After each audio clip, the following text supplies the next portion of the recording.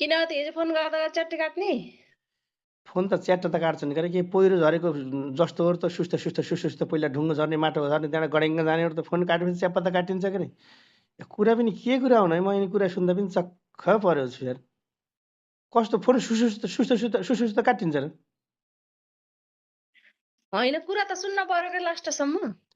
ए मैले त भ्याइ यस्तो होला माने के रे, त्यहाँबाट सेडप काटेँ फोन। केही गुनासो त्यस्तो थियो र? होइन थिएन छन त, त्यही नि फोन चट्टी काट्न के म बिजी भएर कि भनेर।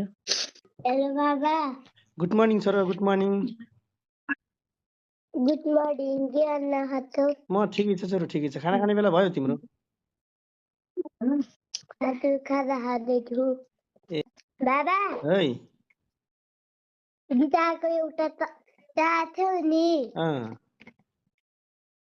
त्यो हाम्रो फुच्केको अर्को थियो नि, त्यो त निक्ल्यो। ए निस्क्यो, हुन्छ म आउँदा बनाउँला। तिमीले जानेछौ भने बनाऊ।